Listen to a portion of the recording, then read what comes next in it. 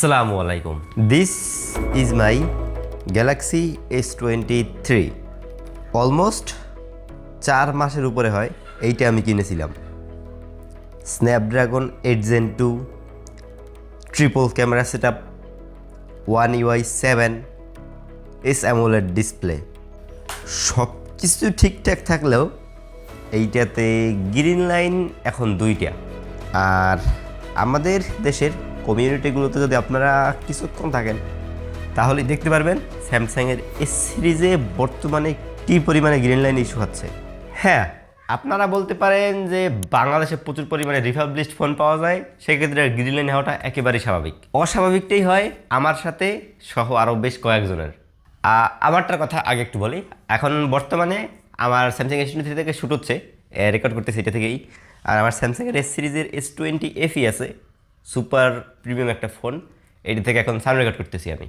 আমারটা কিনেছিলাম second hand market থেকে, victoria.com, বরিশাল BM কলেজের ওইখানে একজন অ্যাড করেছিল।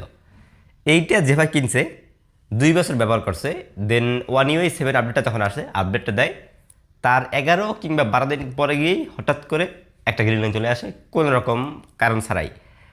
আর 2 বছর এত যত্ন সহকারে ফোনটা ব্যবহার করছে, কোনো রকম হেভি ইউজ নাই। BM কলেজে ওইখানেই পড়াশোনা করে, সো রিল্যাক্সে জাস্ট তার কাজ বাজ করতে, ওরকম হেভি কোনো প্রেশার নাই। আমি যখন শ্যুট করি, এডিট করি, অনেক কিছু করি এটা থেকে।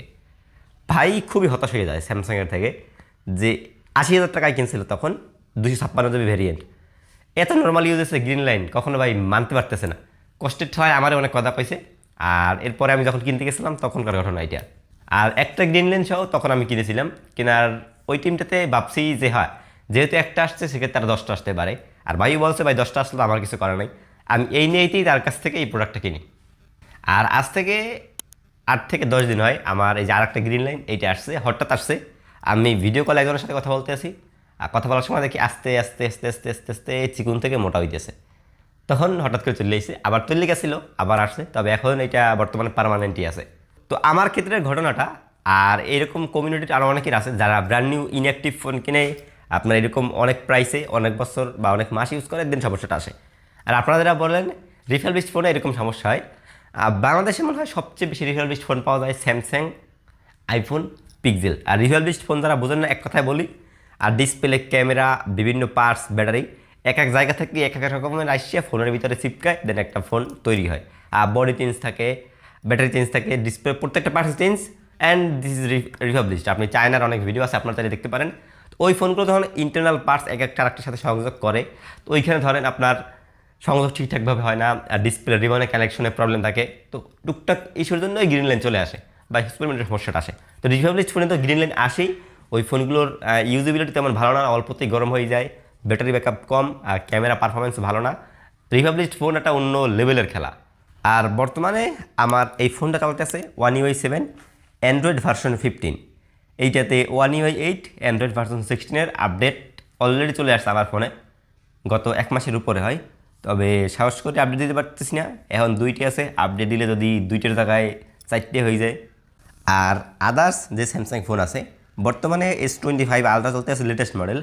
তবে আপনারা যদি একটু ঘাটাঘাটি করেন তাহলে গত বছরের, তার আগের বছরের S24 সিরিজেও গ্রিন লাইন ভালো পরিমাণই পাওয়া যায়।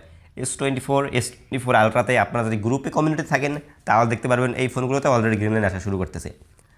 আর S23, S22, S21 এগুলোর কথা আপনারা অনেক আগে থেকেই জানেন। তো স্যামসাংয়ের ক্ষেত্রে ওদের যে ফোনগুলো আছে, স্পেশালি এস সিরিজের মডেলের, এই ফোনগুলোতে সমস্যাটা দেখছি কি, 1 বছর গেলেই গ্রিন লাইন পড়া শুরু করে। S25 চলতেছে, এখন S26 আসবে, তো S24 রিলিজ হয় 1 বছর 10 মাস কি 11 মাস হয়, S24 এখন কি প্রচুর পরিমাণে গ্রিন লাইন। S25-এ কোনো পরিমাণেই গ্রিন লাইনের ইস্যুস নাই, S25-এর 1 বছর হয়ে যাচ্ছে অলরেডি। যখন S27 আলট্রাটা আসবে, S27 সিরিজ আসবে, তখন কি দেখবেন এই S25-এর অবস্থাটাও খারাপ, যেমনটাই গত 2-3 বছর ধরে কন্টিনিউ করতেছে স্যামসাং। তবে স্যামসাং ইউজ করার ওয়ান অ্যান্ড অনলি রিজন হচ্ছে গিয়ে ওদের software optimization, others multiple feature. As a creator আমি ফোনটা থেকে সব ধরনের কাজ করি, ক্যানভা, ক্যাপকাট, যত প্রো মডেলের অ্যাপসগুলো আছে ওইগুলো আমি অন্যভাবে ইউজ করি। স্যামসাংয়ের One UI, এরপরে আইফোনের সাথে কম্পেয়ার করলে প্রাইসটাও স্যামসাংয়ের কম পাওয়া যায়।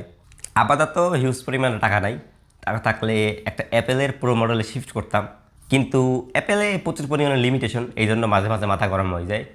আর স্যামসাং কিনবো, তাতে আছে গ্রিন লাইন, মিলে হিউজ পরিমাণ একটা ঝামেলা।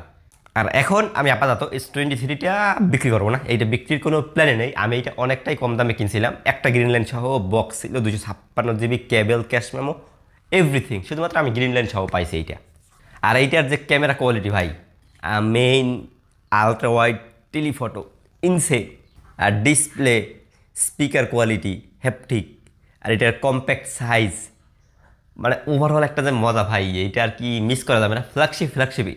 এখন এতটুকুর জন্য গ্রিনল্যান্ড একটা কম্প্রোমাইজ এখন করতে পারি, যেহেতু টাকা পয়সা নাই। তবে ইন ফিউচারে কী করবো সেটা দেখা যাবে। যদি মনে করেন একটা ম্যাকবুক আদার্স ক্যামেরা কিনতে পারি ইনশাল্লাহ, সেক্ষেত্রে ফোনের ইউজিবিলিটি বা ইউজ কেসটা অনেকটাই কমে যাবে আমার ক্ষেত্রে।